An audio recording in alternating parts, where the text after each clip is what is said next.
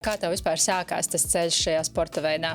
Izvērtās beigās kā ļoti veiksmīgs bizness. Viena no noslēpums 2025. gadu ar kādu apgrozījumu noslēdza Falkors. Un pats labākais referāls ir klients, kurš grib ievilkt, tā teikt, savu draugu un atvest tev jaunu klientu. Cik tev izmaksāja atvērt vispār zāli? Mums pamata problēmas doto brīdi, kāpēc mēs arī būvējam otru zāli, ir mums vakarā jau ir pa daudz cilvēku. Kā tu saproti, kad tavs bizness ir finansiāli veselīgs? Čau, mani sauc Santa, un es esmu viena no PAS Finance līdzdibinātājām. Un mēs esam vienīgais uzņēmums Latvijā, kas piedāvā visvienkāršāko un elastīgāko finansējumu Latvijas uzņēmumiem. Tas nozīmē to, ka jums nav fiksētu maksājumu, jūs maksājat noteiktu procentu no jūsu nākotnes uzņēmuma ieņēmumiem. Un PAS Finance podkāstā es aicinu viesus, uzņēmējus, kuri labprāt dalās savā uzņēmēja darbības pieredzē, ne tikai par šo ceļu, ko viņi iet, bet arī par naudas domāšanu, investīcijām un arī par aizdevumiem.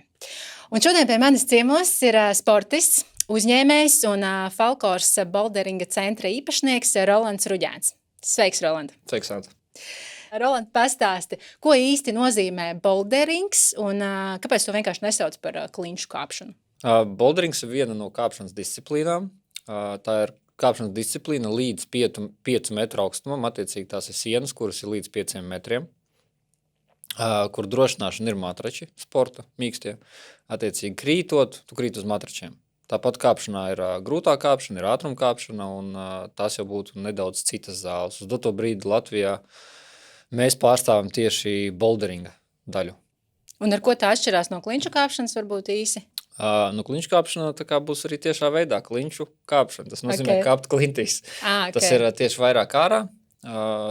Pamatā gan ne Latvijā, bet cilvēki braukā uz Franciju, Spāniju, Itāliju, Vāciju, Poliju. Un tur reāli ir klinšu masīvi, kuros cilvēki arī kāpj. Un pastāst varbūt, atgriežamies nedaudz tavā bērnībā, kā tev vispār sākās tas ceļš šajā sporta veidā? Sākās, kad man bija aptuveni 6 gadi. Mans tēvs trenēja grupiņu ar jauniešiem, un, protams, kur tu to mazo bērnu liksi, paņemsim līdzi. Viņš man pamatā ņēma līdzi uz zāli, un es tā savā nodabā sāku kapilēt, un pēc tam viņš bija novērojis, ka man labi sanāk, arī paņēma mani, tā teikt, patrenēt klāt, tā es sāku trenēties. Pēc tam man tas sanāca diezgan labi, kā rezultātā es arī piedalījos, tā teikt, pasaules kausa posmos, pasaules čempionātos. Tu arī Latviju pārstāvēji, vai ne? Pārstāvēju Latviju tieši tā. Ilgu laiku biju Latvijas čempions, Baltijas čempions. Tagad pa lielam es esmu tā kā vairāk no sporta pats, tieši tā kā mazāk kāpju, bet tāpat brīvā laikā piedalos sacensībās. Pagājušajā gadā vinnēju Baltijas čempionātu, veiksmīgi. Super. Bet es teiktu, varbūt tas bija tāpēc, ka daži no spēcīgajiem neatbrauca, bet tik un tā. Bet kā sākās? Tagad tu esi valdes loceklis Latvijas vienā no lielākajiem, es teiktu pat lielākajā, vai ne? Falkors kāpšanas centrā. Tad jautājums, kā tev tas sākās ar to, kā tu pārvērti savu prasmi biznesā?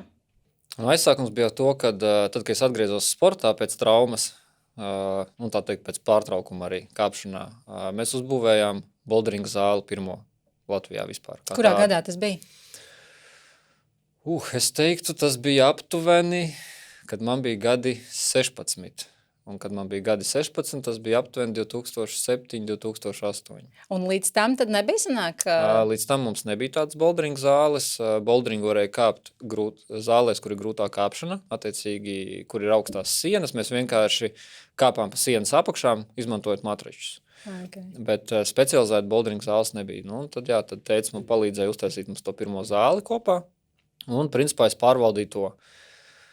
Tad sanāk, cik jau būs 4 gadi atpakaļ, sanāk tieši Covid laikā, man pavīdēja iespēja un bija iekrāts finansējums, par kuru varēja uzbūvēt jauno zāli, tagad, kas atrodas Unijas ielā. Principā, ko es izdarīju, izīrēju telpas, uzbūvēju zāli un palaidu. Izvērtās beigās kā ļoti veiksmīgs bizness. Bet tajā laikā, kad jūs pirmo zāli uzbūvējāt, kāds bija mērķis tai zālē, lai tu pats tur varētu trenēties, vai jūs arī tur aicinājāt citus, kam bija interese un saņēmāt par to naudu, vai kāds tas vispār bija modelis tajā laikā? Pamatā pati pirmsākumā lieta, kāpēc tas tika būvēts, tas bija, lai pašam ir kur trenēties, attiecīgi, jo nebija iespējas, tā teikt, citās zālēs iet, kad gribi. kāpt, ko gribi, tā teikt, skrūvēt, nebija aizķer un tā tālāk. Un tad, principā, pirmā gada laikā jau parādījās, tā teikt, interesanti, draugi, ar ko kopā mēs jau kāpām. Un tad arī kaut kādā momentā tas kļuva tā kā par maksas pakalpojumu cilvēkiem no ielas, kas vienkārši grib nākt kāpt, mēģināt un tā tālāk. Okay. Bet tā reālā zāle, kas jau vairāk kā biznesa, tas sanāk 4 gadus atpakaļ, ja? Arī iepriekšējā zāle jau tā kā uz periodu beigām, viņi jau bija kā biznesa, viņi jau spēja funkcionēt pat pa sevi, vienkārši viņi bija ļoti maziņi. Tā teikt, viņi nevarēja skeilot. Jā. Un tas bija tas iemesls, kāpēc arī es gribēju pārvākties gan uz plašākām telpām, lai varētu piesaistīt vairāk cilvēkus, jo administratīvie izdevumi gan mazai zālē, gan lielai zālē principā ir vienādi. Tev tas darbinieku skaits un viss pārējais neatšķirās. Vienīgais tagad lielākā zālē ir varbūt augstāka noma, jo platība ir liela, bet tāpat laikā viņi arī piepilda ar cilvēkiem. Jā, un cik vidēji dienā apmeklē, tu zini, varbūt, cik vidēji dienā apmeklē tavu zāli šobrīd? Principā tāds vidējs apmeklējums 250 līdz 300 cilvēku dienā. Ok. Un jūs strādājat visas 7 dienas nedēļā? Jā. Ok, super. Un kas ir tāds tavs tipiskais apmeklētājs tavas zāles? Vecuma grupā, jaunietis vai jau tādi pieredzējušāki? Principā varētu dalīt pat vairākās grupās. Es teiktu, pirmā grupa noteikti ir bērni, tā teikt, kurus vada vecāki, kuri nodarbojās pie trenera, tā teikt, viņiem ir treniņu nodarbības. Jo, protams, ka bērnam kaut kur jāsteigā, un kāpšana salīdzinoši interesants. Ir sevišķi visi vecāki domā, kad rekomendāts bērns kāp kokos un visur, значит, viņam ir jāiet kāpt uz zāli. Okay. Tā ir tā pirmā grupa, tad nākamā grupa ir jau jaunieši studenti. Tas, kā es teiktu, vecuma grupās no 16 līdz kaut kādiem 24, 25. Tā jau ir tāda sava veida kultūra viņiem, jo tā teikt, tas ir tas, kas viņiem interesē. Brīvā laikā viņi nāk ar draugiem kopā, viņi pakāp, patusējās pēc tam, un dara visu kaut ko citu kopā arī. Un tad pēc tam jau nāk tā pieaugusī vecuma grupa, kas ir 25 un uz augšu, tie cilvēki, kas jau strādā, kam ir nepieciešams hobijs un kaut kas, ar ko viņi grib nodarboties, kas viņiem patīk. Protams, ka jebkuram cilvēkam arī patīk sevi uzturēt formā, un kāpšanas sports pats par sevi tādā ziņā ir salīdzinoši veselīgs, es teiktu, jo tu nodarbini visu ķermeni, izdarīt vairāk nekā tu vari. Tāpat tu nevarēsi uz sienas, jo tas ir pietiekami sarežģīti, tā teikt, uzlikt augstāk. Traumatismu ziņā traumas patiesībā ir ļoti maz, jo pamatā, kur rodās traumas, tas ir, ja tu nokrīt neveiksmīgi, bet tikpat labi paslīdēt uz ielas var un salauzt kāju. Jā. Attiecīgi, tas tā kā būtu 1-1. Un kā tu piesaisti šos klientus vai gribētājus, vai kā tev šobrīd notiek šī klientu piesaistes plūsma? Tā teikt, mums ir 3 kanāli, tas ir, es gan īstenībā saukt pa 2, ir Facebook, Instagrams, kas principā ir vienots, atšķirās varbūt nedaudz ar to, kad Instagramā sēž vairāk, tā teikt, vidējā klase vai Facebookā vecāki cilvēki. Jā. Un tad, protams, ir TikToks, kas ir priekš tādiem tā kā visādiem jociņiem un prikoliem. Jūs TikTokā arī esat, ja? Jā, protams. Okay. Un tad tur tu filmē tādu kontentu, kas vienkārši piesaista cilvēks no malas, reizēm tāpēc, ka tas ir smieklīgi, vai viņi ar to dalās. Sevišķi tagad mūsdienu paudze, viņi mīl sēdēt TikTokos un skatīties visu, kas tur ir. Un cik jūs šobrīd esat komandā cilvēki? Principā tā teikt, pie zāles vadības, es teiktu, es un sieva. Un viens kolēģis, kas palīdz ar tādiem maziem darbiņiem, bet viņš arī strādā pie manis tā kā Falkors grupā, kas nodarbojas arī vispārējo mūsu biznesu, ko mēs attīstam paralēli tam visam. Un tad ir administrācija, kas ir administratori, 4 cilvēki un apkopēji. Viss. Kaut kādi 7-8 cilvēki, ja? Jūs esat plus instruktori, ja? Jā, protams, instruktori, treneri, bet ir, kas pieņemsim pašnodarbinātie un tā tālāk, attiecīgi viņi jau strādā. Viņiem mēs tā teikt piedāvājam to iespēju, dodam iespēju tā teikt izmantot zāles telpas. Un kā strādā šis biznesa modelis? Kur ir veiksme šajā modelī vai kur ir tā, veiksmes atslēga principā, kas ir, jo saprotu maz darbinieku salīdzinoši, bet lielas telpas ir nepieciešamas, ja? Kas ir tie komponenti, kas padara viņu pelnošu šo biznesu? Pats pamats, kamā jāiegulda, tas ir, protams, infrastruktūrā, jo, ja tu būvē sienas pats un taisi visu dari pats, un ja tu neesi tajā nozarē profesionāls, tad visdrīzāk sanāks ķap-ļap.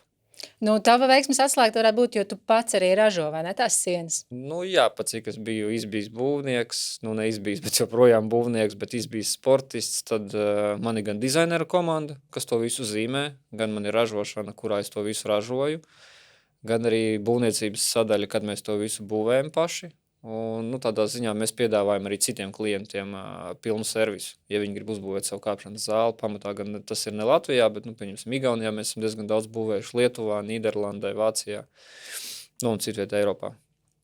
Kā arī pārvaldam tur savas zāles. Un es teiktu, ka, jā, nu, attiecīgi zālē pamats ir infrastruktūra, viņai jābūt ir kvalitīvai, labi izbūvētai.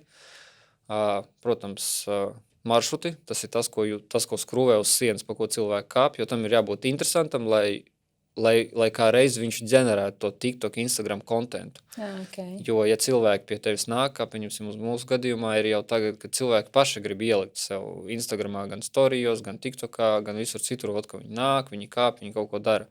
Viņi grib citiem cilvēkiem parādīt, ka tas ir interesanti. Es arī redzēju tematiskos pasākums arī taisat, vai ne? Tur Halloween pasākums bija, tur izrotāts bija, un lai interesantāk, jā, protams, mēs tā teikt, nu, tas ir tas atsevišķi jau, tas, ko klientiem nodrošina, kad pieņemsim uz Halloween ir vienas aktivitātes, tur Valentīna dienā bija citas aktivitātes, uz 8. martu noteikti, kā vienmēr būs sievietēm pa brīvu un viss priekš dāmām. Okay. Starp citu, tuvojās 8. marts, ja, tad varam doties meitenes. Nu, tādā ziņā mēs visu laiku atrodam kaut ko, ar ko pievilināt to klientu, kā arī tagad mēs esam izstrādājuši jaunu sistēmu, saucās Gym Managers, ar ko būs iespēja pārvaldīt pirmkārt jau pašiem savu zāli, digitalizēt ieejas sistēmu, lai minimizētu nepieciešamību pēc darbiniekiem, tā teikt, automatizācijas procesus, to mēs visu ieviešam un plānojam turpmāk piedāvāt klientiem. Jā, pašu Gym Manageru kā softu izstrādājam, uz doto brīdi mēģinam pabeigt, tad taisam jaunu mārketinga, tā teikt, platformu, kurā būs iespējams dropot savus kuponus kartē, un viņi būs tā kā gamified marketing iespēja arī visiem citiem uzņēmumiem. Bet, nu, pamatā, protams, mums ir interesi, lai tā teikt, ieviest to pie sevis. Un, nu, tas būs tā kā jauns kanāls, kā mēs plānojam arī jaunos klientus meklēt ar to, ka viņiem jāsteigā pa pilsētu, jālasa kuponis, tev ir bezmaksas apmeklējums uz zāli, nāc atkal uz zāli, iztērē kuponu, tu jau esi bijis, reģistrējies sistēmā, tev ir iepaticies, tu atnāks vēlreiz. Ja tu atnāks vēlreiz, tas nozīmē, ka tu jau gribēsi paaicināt draugu. Nu, tā tas visu laiku griežās uz priekšu. Ok, tad, principā, to, ko tu nosauc vienu no kas ir labs šajā biznesa modelī, ir tad jābūt infrastruktūrai. Jā. Tad tev ir kaut kāda digitalizācija, ja, kur tu samazini darba spēku uz digitalizācijas procesiem. Nu, un arī uzlabo, tā teikt, klientu apkalpošanu, jo, nu, cilvēkam nav jāstāv rindā, tad viss notiek raitāk, ātrāk, ērtāk. Vēl kaut kas varbūt ir? Nu, un principā tas, kad engagements ar klientiem, ka viņi grib atnākt vēlreiz un paaicināt nākamreiz savu draugu. Tas ir pamats, tā kā es saku, referāļu sistēmu. Un pats labākais referāls ir klients, kurš grib ievilkt, tā teikt, savu draugu un atvest tev jaunu klientu. Jā, ok. Un cik maksā viena reize apmeklēt centru? Tā, ja es nemaldos, uz doto brīdi 11 eiro. 11 eiro, un to droši vien ir abonēšanas sistēma, gan jau. Jā, ir abonementi. Nu, tur, protams, ir starpība skolnieks, students pieaugušie, tad ir abonementi, ir noma, inventāra, nu, viss pareizi. Un, ja nav noslēpums, 2025. gadu ar kādu apgrozījumu noslēdz Falkors? 660,000. Wow, tas jau īstenībā ir diezgan liels kāpums, jo es atceros 24. gadā jums bija nepilni 400,000, manuprāt. Jā. Tagad, kā to tas izdevās? Nu, mēs, principā, bišķiņi aktīvāk pieslēdzāmies sociāliem tīkliem, ar mūsu darbinieku palīdzību izstrādājām jaunus modeļus, kā pieaicināt un dabūt jaunus klientus. Atstrādājām sistēmu, kā pareizi targetēt auditoriju gan Facebookā, gan Instagramā, lai apmaksātās reklāmas būtu maksimāli efektīvas. Tas nozīmē, ka principā viena klienta tur piesaist vidēji izmaksāja 10-15 centus. Wow, tas ir ļoti lēti. Jā, attiecīgi. Nu, tādā veidā mēs... Bet tev ir speciālisti piesaistīti, kas tev to dara? Nē, mēs vienkārši paši bakstoties un skatoties, kā tas viss strādā, meklējām tās loģikas, kā to visu izdarīt, jo Sākumā bija doma, ka varbūt piesaistīt no malas kādu uzņēmumu, bet es biju pats mēģinājis citam uzņēmumam strādāt ar viņiem, un viņi strādā uz masu. Viņi neiedziļinās, viņus neinteresē tik ļoti rezultāts, viņus interesē, tā teikt, tavs budžets maksimāli, cik tu vari iztērēt, un, ja pieņemsim, mēs tagad uz to brīdi mēnesī varbūt tās 100-150 eiro tērējam reklāmās. Tikai? Jā. Bet cik jums jauni klienti pienāk no reklāmām? Vidēji mēnesī ir aptuveni jauni 800 līdz 1000 klienti. Un cik no viņiem ir ņem atkārtoti? Vismaz puse. Puse, jā? Liela daļa nāk, protams, piemēram, brīvdienās, tā teikt, ar ģimeni pamēģināt, kas tas ir, un iespējams viņi nāk ilgākā termiņā, vienkārši mēs skatāmies mēnešu griezumā, cik atnāk mēnešu griezumā tieši atpakaļ. Bet kāpēc jums ir tāda veiksme un laba rezultāta? Tāpēc, ka jums konkurenti praktiski nav Latvijā vai kā?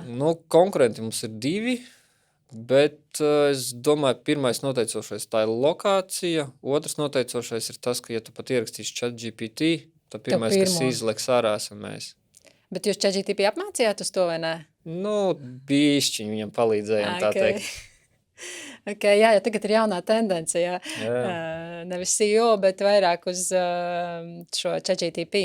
Bet viņš tāpatās jau ņem no interneta. Viņš, protams, ņem no interneta, tāpēc internetā vienkārši ir savu veidu mazas viltībiņas jātaisa, plus mājaslapa ir diezgan labi jāuztaisa, lai viņa, tā teikt, strādātu.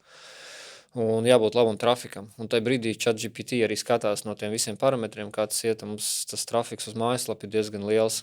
Un, lai vai ko prasīt, viņš pirmo izmetīs tāpatās mūsu. Okay. Jo tad, kad tas bija pie tevis ciemos centrā, pēc tam man, protams, Instagrams un Facebooks meta jūsu reklāmas visu laiku ārā, ja? Un kaut gan, es iepriekš neesmu interesējusies, bet cik es biju tajā lokācijā, tad visticamāk, tāpēc man arī meta. Bet es tā baigi neredzēju, ka es būtu Uber aktīvi. Vismaz man tādā sociālo tīklu lietošanā es neredzēju, ka es būtu Uber aktīvi, bet droši vien tāpēc, ka es vienkārši neinteresējos par to. Mēs arī neesam ļoti aktīvi. Mums pamata problēmas dot to brīdi, kāpēc mēs arī būvējam otru zāli, ir mums vakarā jau ir daudz cilvēku. Okay. Jā, tā teikt, mēs redzam, ka uz doto brīdi, ka varbūt šīs zāles apgrozījums līdz 1 miljonam. Viss tas ir maksimums tiek griezt. Ja tur ies pāri miljonam, tas nozīmē, ka jau būs pa daudz cilvēku zālē, vai arī tad ir jābūt ļoti veiksmīgi tā, ka tas ir izdalīts no rīta līdz vakaram. Un cik tev var būt vienā reizē cilvēku zālē ietilpība? Principā vakaros ir kaut kur ap 100-150 cilvēki. Okay. Tas tā normāli, principā komfortabli. Virs 150 jau ir pa daudz. Okay. Tad, principā, šai zālē vēl ir, kur augt. Jums šogad tad kāds mērķis ir, cik apgrozījums? 1 miljons?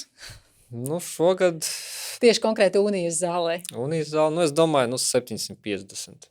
Okay. Bet, visdrīzāk būs vairāk. Plus mēs plānojam, ja viss noritēs veiksmīgi, septembrī mēs atvērsim otru zāli. Pastāsti par šo vairāk. Kur atradīsies tā zāle un kur, kad tas varētu būt? Atradīsies tas Pārdaugavā. Attiecīgi, tā ir Rīgas pusē, kur nekādu to brīdi nav no šī, izņemot Ķīpseles peldbaseins.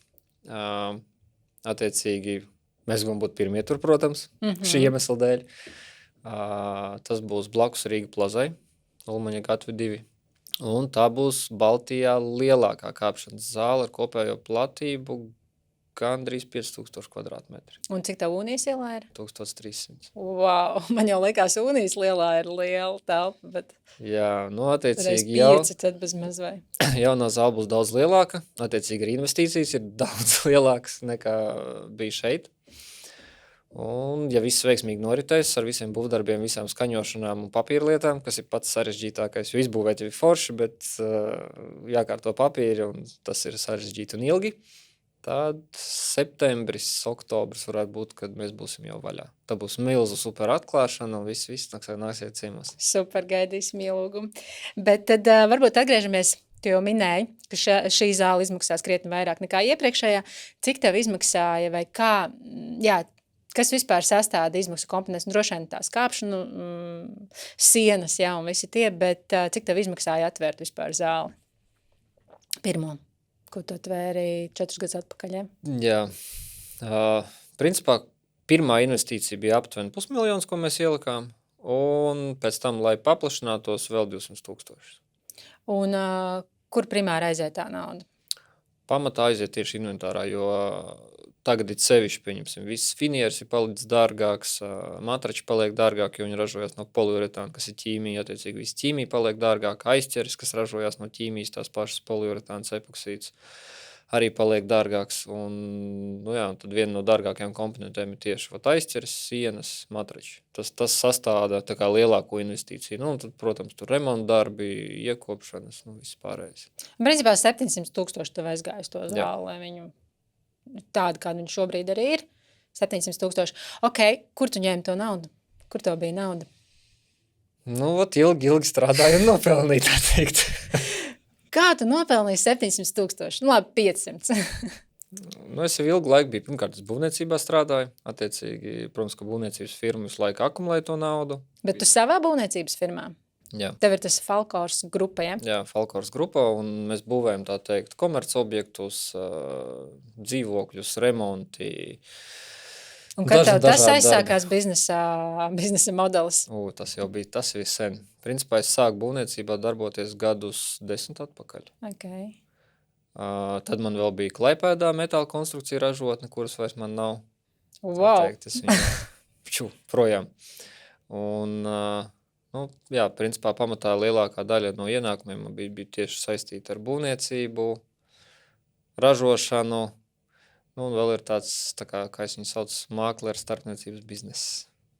Tu man kaut kad privātā sarunā vienāji, ka ar to tev sākās laikam pirmie, kad tu biji pusauģu gados, vai ne, tu nodarbojies, palīdzēji Jūrmalā notirgot īpašums, ja es pareizi atceros, ja? Cik tev toreiz bija gadi? 16. Tā bija tava pirmā pieredze tādā naudas pelnīšanā vai? Nē, pirmā pieredze man bija laikam gados 10. Kas tur notika, pastāsti? Es pie tēta strādāju celtniecībā. Ok, tu principā tava šī gājuma ceļš ir saistīts ar tavu tēti patiesībā, ne? Jo tētis tev ievilka kāpšanas pasaulē. Viņš man iemācīja naudu pelnīt. Vismaz viņš man iemācīja to, kad viņš man viņu nedos, bet jāpelna pašam. Labi, un tad tu iemācījies šo naudu arī noturēt? Un jā, es viņu iemācījos, tā teikt, investēt, lai, tā teikt, vismaz reiz 2, reiz 3, reiz 4 un vairāk. Ok, tad pastāsti, kā tu to iemācījies izdarīt? Man visu dzīvi labi sanākusi padevusies matemātika. Skolā, kad es mācījos, tas bija līdz 4. klasē vēl, es gribēju būt baņķieris, lai man ir savu banka. Ok. Jā, varbūt tās arī viņa būs kādreiz, bet pagaidām vēl nav. Attiecīgi, es jau tādi interesējos par to, kā pelnīt naudu, kā taisīt naudu. Tā es sapratu to, ka viņu var visu laiku reinvestēt, ka var aizdot naudu, iemācījos citiem iedot naudu, par to ņemt procentus, vai tā teikt gūt vismaz kaut kādu labumu no tā, ka tu aizdod naudu, un pēc tam tev paliek cilvēku parādā vismaz pakalpojumu. Jā, un tad, principā, jau no bērnības tas viss sākās tā arī uz priekšu. Un tad, protams, man labi padevās matemātika, plus vēl es pastrādāju gan būvniecībā, gan industriālajā alpīnismā, gan, tā teikt, pārpārdošanas biznesā. Pēc tam kaut kādu laiciņu es vispār neko nedarīju, un bija pietiekami daudz naudas, lai neko nedarītu. Principā nodarbojos ar sportu un atpūtos. Tad es atkal atgriezos būvniecībā, tā teikt, kā starpnieks. Atradu objektus, pārdevu citiem, principā. Ok. Un, principā, kāpšanas centrs tev ir hobijs, vai ne? Kurš pelna? Tas ir hobijs, jā. Ok. Bet tavā izpratnē nauda tev ir mērķis, vai tas ir instruments? Vairāk kā instruments. Un kā tu esi to iemācījies, visu forši, bet kāda ir tava atziņa, kā cilvēkiem iemācīties, kā šo naudu lietot pareizi? Pirmais ir nekad nebaidīties no naudas, it sevišķi lielas. Un nākamais, protams, ir neizmantot viņu, tā teikt, sliktiem mērķiem. Kāpēc mēs baidamies no naudas, kāda domā? Cilvēki baidās no lielas naudas, tāpēc, ka viņi domā, ka tā ir milzīga atbildība, bet no kāda paņemt, tas nozīmē, ka tev ir jādod, bet viņi tāpat laikā nedomā par to aspektu, kur, ja tu paņem, tas nozīmē, ka tā ir iespēja. Ja tu esi paņēmis naudu, tas nozīmē, ka tev ir iespēja to naudu uztaisīt vēl naudu. Un ja tu vari uztaisīt ar naudu, tu vienmēr varēsi atdot atpakaļ. Tad, principā, es pareizi saprotu, ir jābūt prasmē uztaisīt no naudas vēl vairāk naudas. Ja tev šīs prasmes nav, tad, principā, tu vari pazaudēt to naudu. Jā. Tāpēc arī bankas vairs nedod kredītus. Krīzes gadi, vai ne, parādīja to. Ok. Kā tu saproti, kad tavs bizness ir finansiāli veselīgs? Kas ir tie kritēriji, pēc kā tu saproti, jā, šis viss ir kārtībā? Principā, ja dienas beigās nauda pēc visu rēķinu apmaksāšanas ir palikusi vēl kontā. Vairāk nekā viņi tur bija. Tas pēc naudas plūsmas, ja tu saproti, Protams. visu apmaksāja, naudas plūsma ir primārais, ja? Tas ir primāri, ja bizness ir veiksmīgs, ja naudas plūsma ir pozitīvs, значит, viss strādā, un tad atliek tikai uzlabot, lai viņas paliek vēl vairāk. Ok, un ko tu dari ar to peļņu? Tev ir peļņa, tu ņem viņu ārā, tērē savām privātajām vajadzībām un izbaudi dzīvi, kā saka, šodien un tagad, vai arī tu viņu reinvestē? Principā zelta likums ir viens, daļu es vienmēr ņem ārā, tāpēc, ka jebkurā gadījumā kaut kāda daļa no naudas jāizņem priekš sevis, tad kāda jēga strādāt, ja tikai strādā, lai reinvestētu. Jā. Tas ir primāri, protams, bet tas nekad nepārsniedz 20% no tā, ko es esmu nopelnījis. Okay. Vispārējo es vienmēr lieku atpakaļ biznesā, protams, pie nosacījumiem man ir kur ielikt, bet pat cik ideju daudz, biznesai daudz un viņš ir liels, tad ielikt vienmēr būs kur, un mēs turpinām vienmēr attīstīt to biznesu tālāk, jo pa lielam tie pat 20%, ko es izņemu priekš sevis, viņi vairāk nekā man vajag. Ok, labi. Un kāda ir tava pieredze? Tu jau teici, ka tu diezgan veselīgi attiecies pret aizdomiem. Kad pirmo reizi tu saskāries ar aizdomiem? Tas jau bija pat ļoti sen. Laikam pirmo reizi tādu lielāku summu es aizņēmos, kad man bija gadi 18 vai 19. Ok, un kādam mērķim tu aizņēmies un no privātpersonas tu aizņēmies vai no institucionālā? Es aizņēmos no privātpersonas, jo no institucionālā tur neko nevarēja aizņemties. Neviens nedeva? Jā, tieši tā. Un tā ir joprojām problēma reizēm. Un jā, tas bija principā, lai tā teikt, ātri realizētu mazu darījumu, kur bija salīdzinoši laba peļņa galā.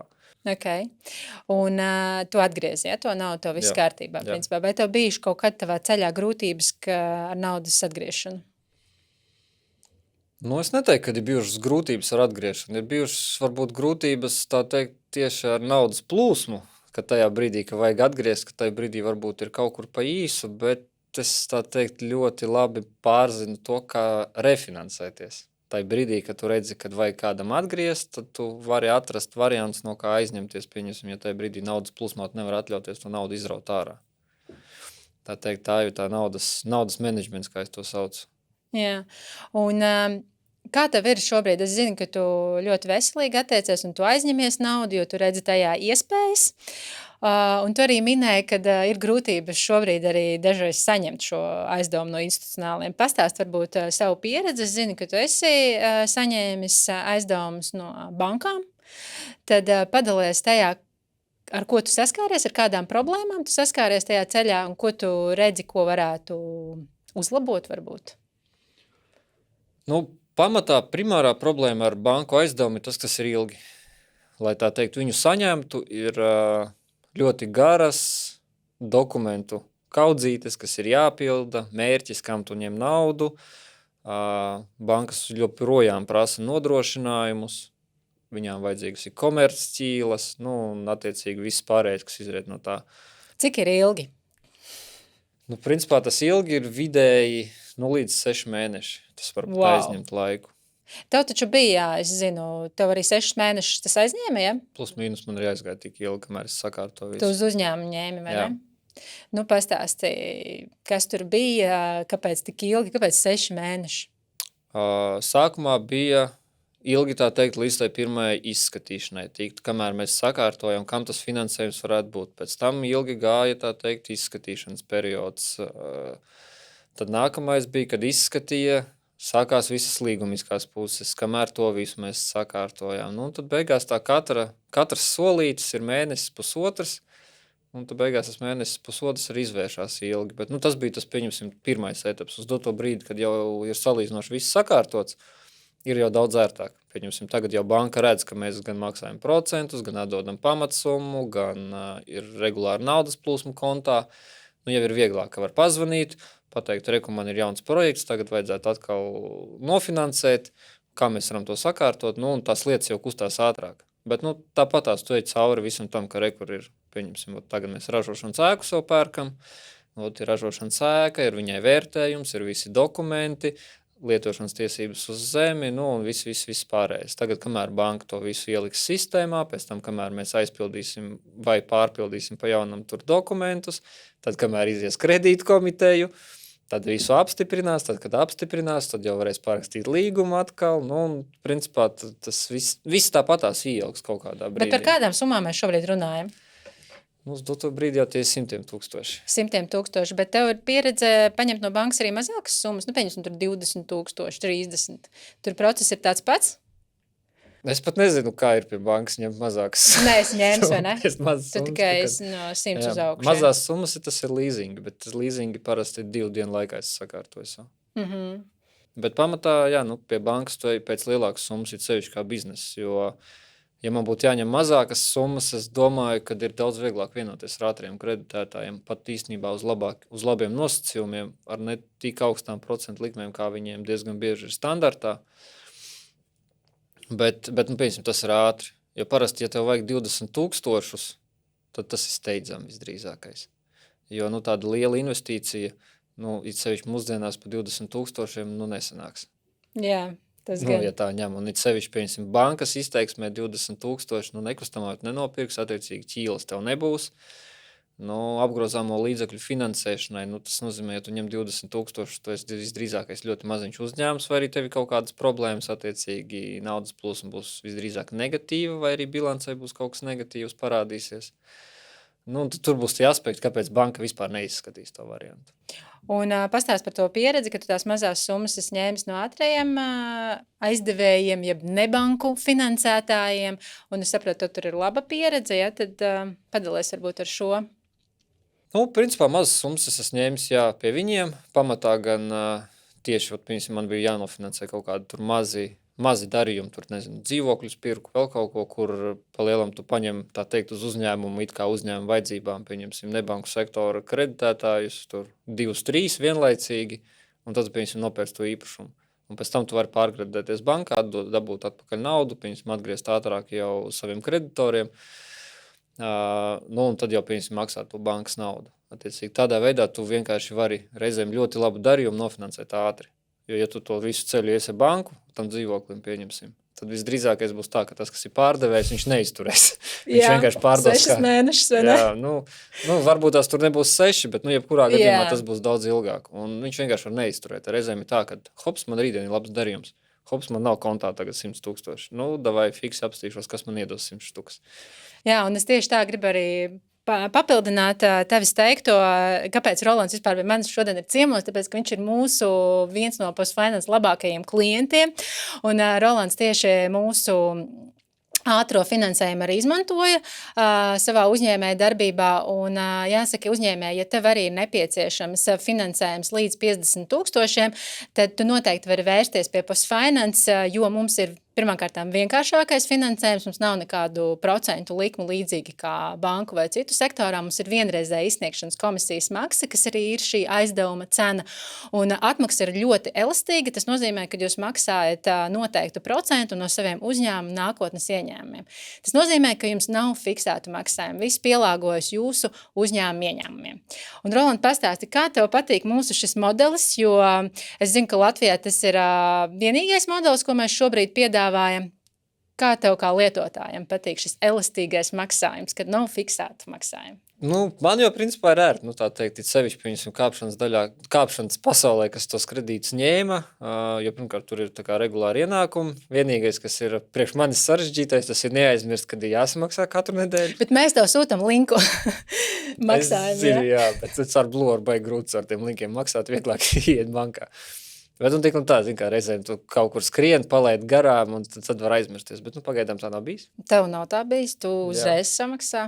Jā, mums tā teikt nav problēmas ar naudas plūsmu, attiecīgi mēs arī maksājam. Bet, principā process bija ātrs, kas bija labi. Naudu vajadzēja uzreiz, naudu mēs dabujām, iztērējām. Mēs, principā, vienas dienas laikā tev iedavām oferu, man liekas, mēs arī nākamajā dienā arī parakstījām līgumus, un viss bija. Un forši ir arī tas, ka mūsu tas modelis ir tāds, ka mēs balstamies tikai uz naudas plūsmu, un mēs faktā neprasam bilances vai peļņas zaudējuma aprēķinus. Mēs tīri iedodiet mums konta informāciju, un mēs pateiksim, cik mēs tev varam piešķirt aizdevumu. Tāds ir mums tāds easy vienkāršs process. Bet, Roland, jā, viens ir veids, kad mēs varam izmantot šos ātros finansējumus, tad, kad, pieņemsim, mēs formējamies bankā uz lielāku aizdevumu, mums ir pēkšņi iespēja nopelnīt, un tad mums ir nepieciešams ātrs finansējums, mēs varam paņemt uz īsu brīdi, ja, un atgriezt. Bet kā tu domā, kad uzņēmējiem vispār ir pareizais brīdis paņemt aizdevumu? Pirms vajadzības vai tikai tad, kad nauda jau pietrūkst? Es parasti cenšos tā teikt, bez vajadzības lieku naudu neņemt, bet, tā teikt, ja uzņēmējs strādā pareizi, tad viņam vienmēr ir nākotnes plāni. Un ja tev ir nākotnes plāni, tev ir vīzija, tu jau zini, kur kas būs. Attiecīgi, principā, es cenšos no savas puses vienmēr vismaz strādāt ar tādu nelielu deficītu. Es vienmēr strādāju ar naudas deficītu, ka man vienmēr nauda pietrūkst. Ka tā summa ir nosedzama no naudas plūsmas, bet ka viņa vienmēr pietrūkst un varbūt vairāk. Attiecīgi, tad, kamēr tev vienmēr var būt vairāk, tikmēr tu noteikti strādā veiksmīgi, tāpēc, ka tas nozīmē, ka tava nauda nestāv uz vietas, jo, piemēram, aizņemoties naudu, ja viņa stāv uz vietas, tu maksā procents par to, ka tev stāv nauda. Tas jau ir diezgan muļķīgi. Jā. Tieši tā, ja tu nezini, kur viņi investēt. Jā, tāpēc es principā strādāju deficītā reāli. Es visu laiku attīstu jaunus projektus, tagad būvēšu jaunus ciematus, būvniecība griezīsies, būvēšu jauno zāli, attiecīgi arī nauda ies uz turieni, un viņi visu laiku kustās. Un tad tikai tas, kas ir jāmenedžē, lai tev vienmēr kontā būtu kaut kāda nauda, ar kuru tu vari nosekt tekošos rēķinus. Ok, bet kas, tavuprāt, Latvijas uzņēmējiem, kāda ir galvenā problēma? Piekļuva finansējumam vai bailes no finansējuma vai nezināšana, kā viņu izmantot? Jo daudzi saka, Latvijā maziem vidējiem biznesam nav pieejams finansējums. Principā tā arī ir, ka mazais un vidējais biznes mokās. Jo, kāpēc? Jo bankas ir pārāk striktas. Ātrie aizdevēji viņus principā iedzen diezgan bieži tādā situācijā, ka viņi pēc tam vairs negrib atgriezties pie viņiem. It sevišķi, es zinu, ļoti daudziem ir bēdīga pieredze gan ar City Finance, gan ar citiem aizdevējiem, jo procenti ir augsti, uzņēmējs ņēmis naudu, tā teikt, krīzes brīdī, kad viņam ir, bijis pavisam slikti, un viņš to krīzi nav atrisinājis, jo diezgan bieži pieņemsim, tev iedod naudu mazāk nekā tev vajag. Un patiesībā tad tajā brīdī tu esi vēl sliktākā situācijā. Tieši tā, jo, zin kā, kad mums arī piesakās, es vienmēr skatos, viņi saka, pareiķiniet labi, cik man sanāk, bet nevajag reiķināt, cik tev sanāk, tāpēc, ka, ja tev vajag to summu, tu spēsi izdarīt, sasniegt mērķi ar to summu, un es tev iedošu mazāk, un ja tu nespēsi, tu taču nespēsi nopelnīt, vai ne? Un šis ir labs punkts, un otrs ir, vai nav gadījumā tā, ko es arī redzu, ka uzņēmēji patiesībā nav pietiekoši zinoši finanšu jomā, jo sanāk, ka viņi paņem to aizdevumu, pirmais, kas viņam dod, bet viņš pat neparēķina, cik viņam būs jāatgriež atpakaļ. Pieņemsim, dažu nebanku kreditētāju vidū, ja, ļoti augstas šīs procentu likmes, un es vienmēr jautāju arī dažreiz uzņēmējiem, vai tu zini, kāda ir tava peļņas marža? Ja tu nezini, kāda ir tava peļņas marža, kā tu vari paņemt aizdevumu ar 40%? Tieši tā. Vai ne? Un tad tur nesanāk matemātika. Un varbūt, ka tomēr nav problēma finanšu pieejamībā, bet uzņēmēja tomēr izglītošanā un finanšu saprašanā. Jā, bet tā ir tieši tā daļa, ko izmanto nebanku sektors. Principā. Un es pats zinu, ka mums ir bijušas arī, kad ir bijušas grūtības, ka vajadzēja naudu, ka mēs prasījām, un tad tev sūta to piedāvājumu, vienkārši es no savas puses viņu izskatot, es redzēju to, ka man piedāvā tur 4% mēnesī. Pēc tam zvana un prasa, jūs ņemsiet? Es saku, cik, jā? Jā, es saku, jūs vispār saprotat, ko jūs man piedāvājat? Es varu pazvanīt draugam un paprasīt, viņš man iedos par procentu. Bet tāpēc, ka tev ir tādi draugi, saprot, bet tam uzņēmējiem, kuram nav, viņam ir vienīgais piedāvājums uz galda. Viņš viņu ņem. Viņš nonāk, diemžēl, tajā situācijā, kur viņš paņem, diemžēl, tik sliktu piedāvājumu. Un tas varbūt būtu viens no iemesliem, kāpēc būtu jāuztais kaut kāda centralizēta platforma vai kaut kas, kur varētu salīdzināt un saprast visus šos nebanku Bet sektors. Mums jau it kā ir brokeri, vai ne? Bet es esmu izmēģinājis šīs, Bezjēdzīgi. Brokeris paņem vēl 5%, un tad, ja rēķina uz ātro kredītu, tad tu pieņemsim, tev procentu likumu piedāvā tur, 10% gadā. Un tas nebanku starpnieks, viņš vēl 5% uzliek pa virsmu. Tieši tā. Un beigās tas sanāks tas pats. Jā, tieši tā. Un Tāpēc es arī aicināšu klausītājus un skatītājus, kas klausās šobrīd, paņemiet šo vērtīgo informāciju, ka vienmēr izrēķinam, ja jums ir vairāki piedāvājumi, jums vienmēr ir jāizrēķina, cik jūs galā naudiskā izteiksmē pārmaksāsiet par konkrētu aizdevumu. Jo skaidrs, pareizi jau tu sāki, nebanku sektors izmanto, diemžēl, šo nezināšanu, un viņi manipulē uz šīm procentu likmēm, saucamām interest reitiem, un viņi tev norāda maksimāli tur zemāku šo procentu likmi, bet tāpat laikā viņi paņem ļoti lielu izsniegšanas komisijas maksu, kas neiekļaujās šajā procentu likmē, ja, paņem administrēšanas maksu, un ja mēs to visu sasumējam kopā, tad galā tas procentu maksājums ir krietni lielāks, nekā jums sākotnēji šķita, tāpēc es vienmēr aicinu paņemiet grafiku, izrēķiniet, cik jūs samaksāsiet termiņa galā, procentuāli par to, ko jūs paņēmāt. Ja. Un es arī gribēšu piebilst, ka tāpēc mēs no šī visa izvairamies, un mēs esam vienīgais kreditētājs Latvijā, kas piedāvā vienreizēju izsniegšanas komisijas maksu, kur jūs uzreiz zinat, ka jums šis aizdevums maksās tik un tik. Piemēram, tu gribi aizņemties 10 000 uz 6 mēnešiem, tu zini, ka tev 10 000 uz 6 mēnešiem maksās, tu pieņemsim 10%. Tu atgriez 11%, 11 000, viss tev principā. Nekas cits nav jāmaksā, un tu vari parēķināt, ja tu paņem pa 10%, vai tu spēsi atgriezt un vēl nopelnīt uz tās naudas. Tas ir viens tāds par aizdevumiem. Foršs temats īstenībā man arī patīk, ka tu esi tāds atvērts un tu arī visu laiku ikdienā arī ņem šos aizdevumus un atgriez. Un kā tev izdodās, Roland, pavairot šo naudu? Pastāsti. Tu pieņemsim naudu, tu samaksā procents, bet tu vari sev vēl nopelni no tā. Es sev nopelnu daudz vairāk nekā es samaksāju procentos. Jā, pastāsti, kā tev tas izdodās? Pa lielam tu ņem naudu uz konkrētu projektu un pieņemsim. Tu zini, ka tev konkrētā projekta izmaksas, pieņemsim, būs 100 000. Projektu realizējot, galā tev iznāks 200 000. Lai realizētu projektu, ir vajadzīgi 80 000 no bankas, 20 000 ir savi, pieņemsim. Vai no nebankas vienalga. Tu zini, ka tev būs papildus izmaksas uz nebankas sektoru, pieņemsim vēl 8 000. Beigās, attiecīgi, to visu saliekot kopā, izmaksāja 108, bet dabūjoties 200. Jā. Tā bija 92 000 es nopelnīju, bet 92 000 es nopelnīju no saviem 20 000. Okay. Tad, protams, ka mans marģins ir 5. Jā. Redzi, tomēr tāpatās visur, ja tu aizņemies pat naudu, tev ir jārēķina, tev ir jāsaprot finanses. Tu nevari vienkārši paņemt naudu un īstenot, gribu atvērt zāli, neparēķinot, vai ne, cik tas maksā. Ok, paldies tev par šo dalīšanos par finansēm un aizdevumiem. Pastāsti vairāk, vai tu tagad esi izstrādājis perfektu šo biznesa modeli, kas ir kāpšanas centri. Es zinu, ka tev ir ārpus Latvijas vairāk centri. Pastāsti, kā tu šo biznesa modeli replicēji un cik tas viegli bija izdarāms.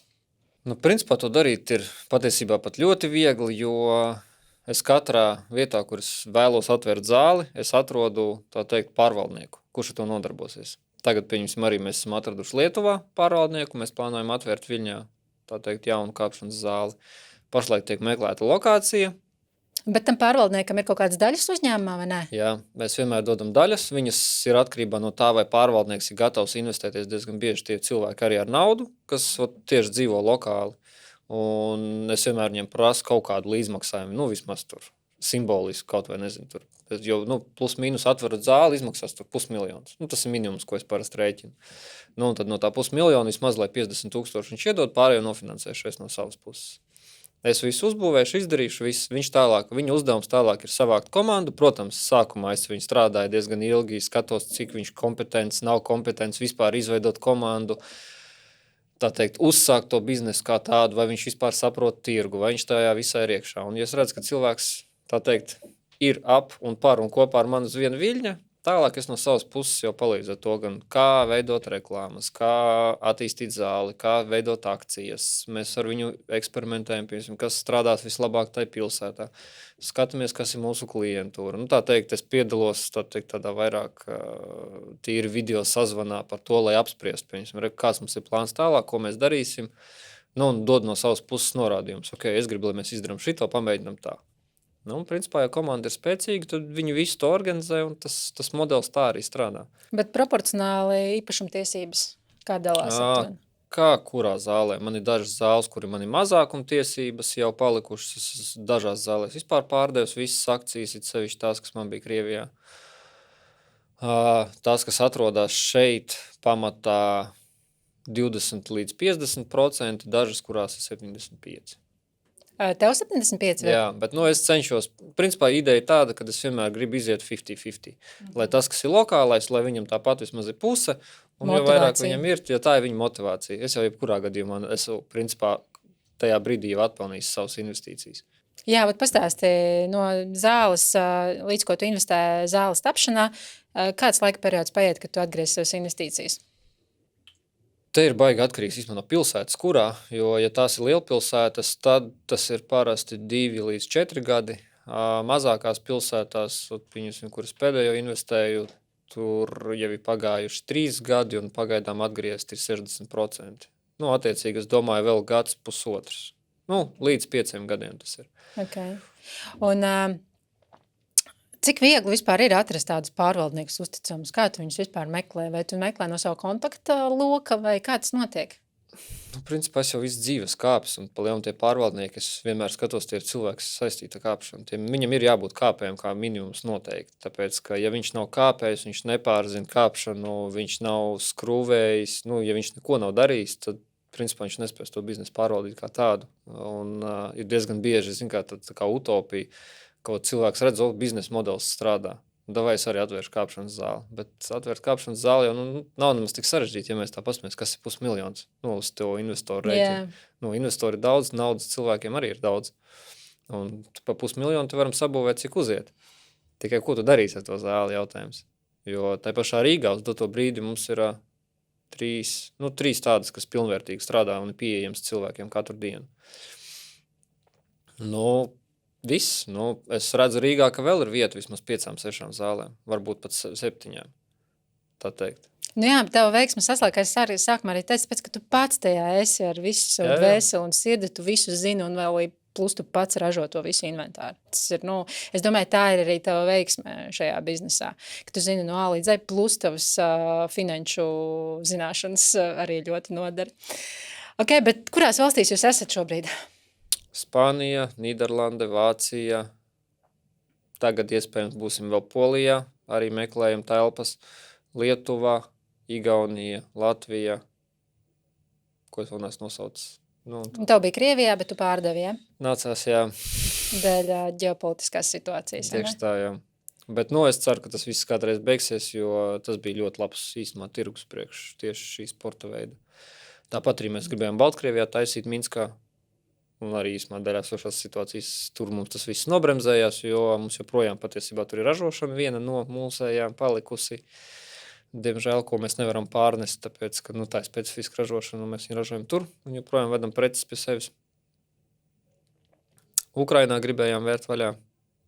Arī, Jā, arī nesenāks pagaidām kādu laiciņu tā izstās. Bet tagad tev ir mega liela valstu pieredze. Pasaki, kurā valstī bija visgrūtāk ieiet? Un kurā valstī bija visvieglāk un tur publika bija atvērtāk uz šo sporta veidu vai kaut kādi citi kritēriji? Principā visgrūtākās un smagākās ir Vācija, Nīderlande. Kāpēc? Jo ļoti ilgi dokumenti jākārto. Principā, lai tu saņemtu atļauju būvēt kāpšanas zāli, var pat līdz 2 gadiem aiziet. Pat Spānijā nebija tik grūti, jo Spānijā visi ir tādi atbrīvojušies. Tur tieši visiem kaut kā bija vienalga. Nopietni. Jā, tur mums ir tā kā lokālais partners, kuram jau ir, mums ar viņu kopā ir tagad 2 zāles, un viņam ir vēl 2 bez manis. Un mēs plānojam ar viņu tagad turpmāk investējot atvērt vēl 4. Tā teikt, uz doto brīdi arī viņš meklē lokācijas, tas ir viņa uzdevums tā tieši. Un ja atradīs, tad mēs tuvāko 2 gadu laikā vēl 4 atvērsim Spānijā. Bet jā, tur nebija problēmas ar lokāciju, tas, ka tu atrodi vietu un tev nav tik ilgas tās skaņošanas. Nīderlandē, Vācijā bija, un joprojām ir nekas nav mainījies. Tev ir ļoti sarežģīti, jo tev katru reizi ir jāmaina telpai viņas veids. Jo, ja pieņemsim tā telpa, tā kā pēdējā zāle, ko mēs Nīderlandē taisījām vaļā, viņa skaitījās ražošanas ēka, kur agrāk bija šujmašīnu cehs. Tad viņa jau kaut kādus gadus 4 stāvēja tukša. Un viņa bija un viņa ir ienest joprojām tā kā pieminekli, ko nevar jaukt nost, jo viņiem tur Nīderlandē tās vecās ķieģeļa ēkas sabūvētas, viņas nedrīkst jaukt nost, un viņām ir, viņas tikai tagad varbūt lietotas kaut kam. Un tad tev pie pilsētas ir jāiet, jāuztais projekts, jāraksta iesniegums, tad pilsētai ir jāizskata tas iesniegums, pēc tam viņš iet uz publisko apspriedi, Un tad vēl, pieņemsim, tā kā Amsterdamā mums notika, ir risks, kad var atnākt cits kāpšanas zāles īpašnieks, ieraudzīt vietu, padomāt, es tur gribu, un iet pie īpašnieku un pārpirkt līgumu.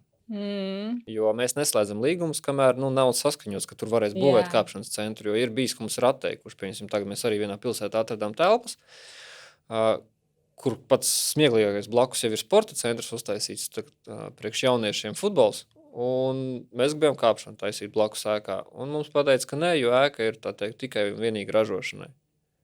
Jo viņiem pilsētu plānā viss nav izmainīts. Principā tev tāds šajā biznesā lielākais risks ir telpu atrašanu, piemērošanu un atļauju saņemšanu, vai ne? Jā, tas ir pats ilgākais, jo, pieņemsim, arī Pārdaugavā mēs Ulmaņu gadu, viņi parādījās, mēs, pirmkārt, tur aizgāja vismaz kaut kāds pusgads, kamēr līdz vispār kaut kam nonācām, ka mēs tur būsim. Bet tā konceptuāli nav jau to telpu, jo mums ir tā specifika, vajag vismaz 5 metrus griestu augstumu. Mēs skatāmies telpus vismaz 1000 kvadrātmetri. Tas jau tā kā pēc definīcijas izskatās pēc kaut kā industriāli, jo mums nedara, ka tur ir kaut kādas miljonas starpsienas vēl kaut kas. Mums vajag tādu tā kā maksimāli plašu to telpu. Nav izdevīgāk, neizdevīgāk, vienkāršāk būvēt, tev ir pieredze būvniecībā, viss vienkārši nopēc zemi. Ir, bet tad vajag zemi. Jā, tu nopēc zemi un vienkārši uzbūvē. Jā, tagad mēs plānojam sākt Ulmaņu gatvi. Principā, es domāju, aprīlī jau sāksim būvdarbus. Jūs tur būvēsiet, ja? Tās nav nomētas telpas? Nē, tur mēs nomājam telpas, bet mums ir viss jāpārbūvē. Tur ir arī lietojuma veids jānomaina, jo tagad tur ir noliktavs, mēs mainīsim uz publisko, tas ir sports. Tad mēs tur tagad taisam BK daļas projektu, lai izbūvētu starpstāviņus un to visu paplašinātu. Pēc tam mums ir jāsaskaņo visas elektrības tīkli. Tur principā vieglāk būtu uzbūvēt nekā šito visu skaņot. Bet, labi, tu pieņemsim, bet uz cik gadiem tu tur visu pārbūvē, bet uz cik gadiem? Uz 10. Uz 10 gadiem, jā. Un tu principā rēķini, ka tev tas viss atmaksāsies 5 gadu laikā, principā plus vēl 5 tu nopelnīsi, jā? Jā. Ok, labi. Jā, bet kura valsts ir vispelnošākā ar šo biznesu? Nīderlanda. Kāpēc? Nīderlandē viens primārs plus pilsētas ir ļoti mazas, attiecīgi iedzīvotāji ļoti sakoncentrēti dzīvo tur. Otrais, tur ir ļoti daudz cilvēku. Ļoti daudz. Jūs esat tur vienīgie, vai ne? Nē, tur ir daudz, tur ir kopā 47 tagad jau zāles. Wow! Viņi Nīderlandē ļoti strauji attīstās, tāpēc arī mēs tur vienu rajoniņu tagad sākām būvēt, un mēs cenšamies tur nevienu baigi nelaist iekšā, bet paši tagad tādas nelielas, pa 600 līdz 1000 kvadrātmetriem sabūvēties visur, kur, lai neviens cits negribētu nākt tur. Un tad es tagad mēģinu vienoties ar vieniem beļģiem, kad mēs varētu arī taisīt konsorciju. Mēs jau kā būvnieks, investors, viņi būtu kā finanses investors un pārvaldnieks. Un ar viņiem kopā arī uztaisīt kaut kāds 20-30 kāpšanas centrus. Ok, bet tagad šo visu apkopojot, es saprotu, jo esi Uber foršs uzņēmējs, bet es saprotu, ka tev arī ļoti dažādi tie biznesa modeļi. Mēs izrunājām tad kāpšanas centra biznesa modeli, es saprotu, tev ir būvniecības, tu tur tā skaitā būvē visu šīs kāpšanas sienas un arī privātmājas, ja, es saprotu, industriālos kaut kādus arī. Ja. Kas vēl tev ir, ko tu dari? Tad mums ir tagad tāds jauns produkts Rambles, ko mēs drīz laidīsim. Tas būs interesants priekš visiem, jo tā būs tā kā gamified marketing platforma, kur būs user pusē spēle, kur cilvēks staigās pirks mājiņas. Mājiņas pērkot, viņi varēs, tā teikt, krāt monētiņas, un vēlāk mēs plānojam ieviest tā kā decentralizētos risinājumus, lai tās mājiņas pārvērst par NFT. Uz mājām varēs likt uzņēmumi savus logo, reklāmas, attiecīgi par ko mēs ņemsim naudu no uzņēmumiem, un komisijas tiks maksātas cilvēkiem, kam pieder mājiņas. Respektīvi, viņi spēlējot šo spēli, iegūst šīs mājiņas, ja? Jā, viņi varēs pelnīt naudu. Tad parastais cilvēks varēs arī pelnīt naudu no tā, ka viņš kaut ko dara iekš spēles. Un uzņēmums, ko varēs iegūt, uzņēmums varēs dropot savus kuponiņus, reklāmas, balvas, tas, ko tagad dara visi, tā teikt, loterijas, tā vēl kaut ko, bet šī loterija būs cita, te nebūs, tas izlozes princips, kuram paveiksies, te būs princips, kurš pirmais aizskries, kurš pirmais paņems, kurš pirmais atradīs, kurš pirmais izpildīs, pieņemsim daudz dažādas uzdevumus. Tas nav gadījumā līdzīgs kaut kas draugiem LV, kur vajadzēja tos dārzus taisīt, tev vajadzēja celties noteiktajā laikā, novākt ražu, būt pirmajiem, tur kaut kas tam līdzīgs. Nepavisam, šis ir tā kā monopols.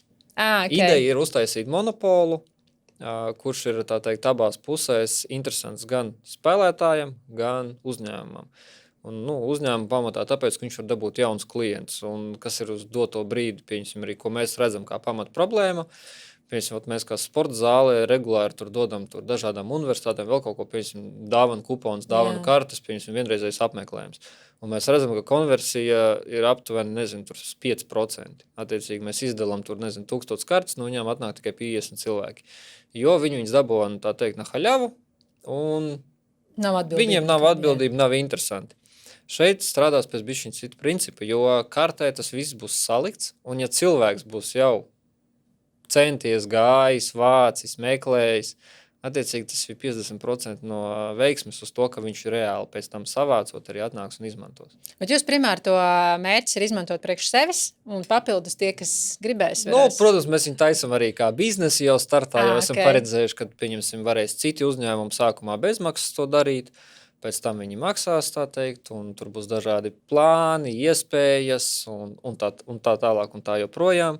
Kā viena no opcijām, pieņemsim, 2 kafejnīcas viena otrai pretī, tu nomet pie otras kafejnīcas bezmaksas kuponu, cilvēks pienāk, paņem, ieraugo, es neiešu tagad uz šeit, man reku vēl otrā kafejnīcā ir kupons. Tu atnāc, paņem bezmaksas kafiju, protams, tu nopērc bulciņu. Jā, protams. Tas ir tāds tā kā, tas būs tā, kurš no uzņēmumiem spējas un mācēs izmantot to pareizāk, labāk, interaktīvāk un tādā veidā piesaistīt savu jaunus klientus. Bet tu šo projektu konkrēto taisi ar partneri kādu vai tu? Jā, mēs esam kopā tur 4 partneri. Es tā teikt, esmu pamata investors tam visam pasākumam, viens no galvenajiem idejas autoriem. Tā ir tava ideja arī, ja? Jā, un mēs kopā to visu taisam jau diezgan ilgi. Īstenībā jau gandrīz gads drīz būs riņķī, jo tur tās programmēšanas un viss tas, kas saistīts ar IT, diezgan sarežģīti parunāt. Un kad plānojās? Plus mīnus? Ja viss veiksmīgi, tad aprīlī būs. Jā? Jā, tad aprīlī mēs laidīsim pirmo versiju. Viņa vēl, protams, nebūs pilnā, bet vismaz tāds tā kā MVP, lai Bet jums jau redzētu... tagad kaut kas ir jau vizuāli, jūs jau paši tur vizuāli jau mājaslapa ir uztaisīta, jau viss ir sagatavots, jau brandbooks ir, jau tā teikt ir. Kā sauksies? Ramble. Ramble, jā. Jā. Okay. Labi, forši. Tas ir viens no, un tad vēl ir Sebelo mums tāds uzņēmums ar partneri, kur mēs taisam, tā teikt, sensori priekš meža ugunsgrēku detektācijas. Kā tu līdz tam nonāci, kāpēc tāds produkts? Tur bija garš stāsts, kā tas viss sanāca. Bet īsais rezumē ir, kad tā ir liela problēma visā pasaulē. Un mēs sapratām to, ka ir variants, kā to risināt. Ir tikai jāizdomā, kā to visu pārdot. Kur mēs nonācām pie nākamās problēmas, kad atšķirībā no visiem pārējiem maniem biznesiem, šajā biznesē pamat klients ir valsts. Jā. Jo lielākoties... Tur ir normatīvi prasības, iepirkumi. Jā, un jebkurš, kā teikt, saku, government sales ir aizņem vismaz 5 gadus. Bet mēs esam vairākos Eiropas projektos ar to produktu, tā teikt. Tagad mēs 3. martā mēs lidojam uz Portugāli, mums būs demonstrācijas kopā ar citiem Eiropas partneriem, kas tā citas lietas, lai arī detektētu meža ugunsgrēkus, bet kam tur ir kameru risinājumi, kam ir droni, kam ir šķidrumi, lai dzēstu ātrāk ugunsgrēkus, kam ir platformas.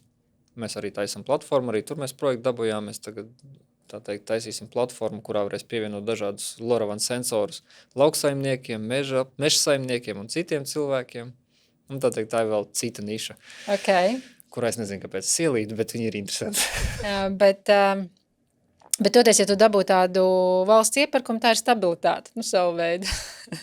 Piedomā, tad tie iepirkumi viss tā diezgan lieli ir. Jā. Tā teikt, kā mēs sakam, ja tas projekts izšaus, tas būs tāds normāls vienredzīts, kas varēs pēc tam dzīvot pastāvīgi un par kuru jau mums interesējās arī Amerikas fondi, kas grib viņu nopirkt. Okay. Jā, viņi jau mūs spētīja, mums jau ar viņiem bija sazvans. Viņi ir ieinteresēti mūsu uzņēmumā, tāpēc, ka viņi redz, ka tā ir nākotne un tas būs vajadzīgs. Tas, ko viņi sagaida tagad no mūsu puses, ka mēs sakārtotu to pārdošanas daļu, ka vismaz jau ir kaut kādi tie patstāvīgie klienti. Principā mums arī ir plāns, ka mēs sakārtosim to, ka tas stabili strādā un visdrīzāk pārdosim. Ok, super, lai jums izdodās. Bet, Rolanda, pa kuru laiku tu guli? Šie visi ir diezgan lieli un apjomīgi projekti. Kad tu atpūties? Parasti reizi gadā. Reizi gadā tikai, ja? Tu aizbrauc kaut kur ar ģimeni, ja? Tas ir maksimums. Bet šogad mēs izlaidām. Uzņēmē darbība ir tavs hobijs? Jā. Tev patīk, vai ne? Jā, es bez tā nevarētu. Tev tās šūpols patīk, vai ne? Riktīgi labās, ja ne? Un amerikāņu kalniņi. Jā, vienu dienu labs noskaņojums, citā dienā gribas pakārties. Okay. Bet forši ir tas, ka tev ir idejas, un kamēr tev ir šīs idejas, mērķi, ko sasniegt, tikmēr jau mēs esam dzīvi, vai ne? Un mēs ejam un daram lietas un jūtamies tiešām Kā es saku, man jau nav ko zaudēt. Pat sliktākā gadījumā es jau tā vienu dienu sēdēju un domāju, pat viss aiziet pa skuju tā. Pilnīgi viss, kas ir. Neesmu es tik tīzlis, varu aiziet pastrādāt 2-3 mēnešus, uztaisīšu kaut ko jaunu. Jā, un es zinu, ko tu gribēji tieši šo pateikt. Kā atšķirt? Tad es zinu, ka tu esi tas cilvēks, kurš, ir problēma, un ir 2 tipāži cilvēki. Tie, kuri risina problēmu, un tie, kuri iebāž galvu smiltīs. Kā atšķirt šos cilvēkus pēc tavām domām? Kā man atšķirt tos cilvēkus, kuri risinās problēmas? Ja to cilvēks saka, ka viņam depresija, значит, viņš neko nerisinās. Ok. Tas ir vienkāršākais, ja? Okay, jo es arī no kreditēšanas viedokļā, mums jau arī mēs vērtējam uzņēmumu, vai ne? Bet patiesībā, ko mēs vērtējam? Mēs vērtējam cilvēku, kas stāv aiz šī uzņēmuma. Jā. Jo tev vienalga, cik perfekti tie uzņēmuma rādītāji, tev vienalga uzņēmē darbībā būs problēmas. Un risinās viņu nevis uzņēmuma perfektie finanšu rādītāji, bet risinās persona, kas vada šo uzņēmumu. Un tad mūsu tas galvenais izaicinājums, ko mēs sapratām patiesībā, ir tāds spēt atšķirt šo cilvēku, kurš risinās problēmu no tā, kurš nerisinās, vai ne? Jā. Un šis ir tāds ļoti izaicinoši tikai no datiem, vai ne? To saprast, vai ne? Kā šie cilvēki performē tur pēc konta datiem, ja pieņemsim, kā viņi lieto naudu, kā viņi rīkojās ar viņu. Ja, un... redz, jūs jau analizējat tikai cipars. Jā. Paskatieties maksājumos. Mēs analizējam maksājumus. Kādā ziņā tu domā? Ne jau ciparos, bet kam tiek maksāts? Tas, protams, mēs analizējam arī, zini, ko mēs arī analizējam? Mēs arī analizējam sociālo tīklu kontus, ja, un viss, kas tiek darīts ārpus bankas. Tāpēc labi, ka es esmu neaktīvs. Bet par tevi, starp citu, es iegūklēju uzreiz varēju visu informāciju atrast. Kas tu esi, no kurienes tu nāc, kas ir tavs tētis, ja, un tad viss tāds. Jā, es esmu tādu pārāk publisks. Jā, visu varēju uzreiz atrast. Starp citu, viena laba lieta, ko mēs jau šobrīd esam secinājuši, ka sportisti ir tie, kas ir nodarbojušies ar profesionālu sportu, viņi ir atbildīgāki maksātāji. Un, starp citu, ko mēs arī iepriekš runājām, sievietes arī ir atbildīgākas maksātājas kredītu nekā vīrieši. Tas jau ir statistiski tur tā pierādīts, sevišķi tad, kad ir šie parādu piedziņas procesi, tad sievietes labprātāk, ātrāk atgriež šos maksājumus nekā, pieņemsim, vīrieši. Ja? Tā kā tur arī dažādas tās korelācijas. Mēs vienkārši esam profesionāli noslīcināti uzņēmums. Un riskantāki, Jā. Ko mēs arī runājām. Labi, šī bija forša saruna, bet es no tevis vēl gribētu tādu ceļamaizi par naudas lietām, ko tu ieteiktu uzņēmējiem, man, jebkuram cilvēkam, tādu atziņu, ko tu ieguvi par naudu, par finansēm vispār kopumā, jo tu esi izgājis jau ļoti lielu šo ceļa posmu uzņēmē darbībā. Ko tu iemācījies par naudu, ko tu nezināji, pieņemsim, iepriekš? Jautājums, kad tas iepriekš man bija? Iepriekš, kad tu pirms 4 gadiem. Pirms 4 gadiem. Pamata lieta, ko es esmu iemācījies par naudu, ir vienmēr pareizi izvēlēties partnerus, ar kuriem jūs kopā strādājat un ar kuriem jūs kopā kustinat to naudu.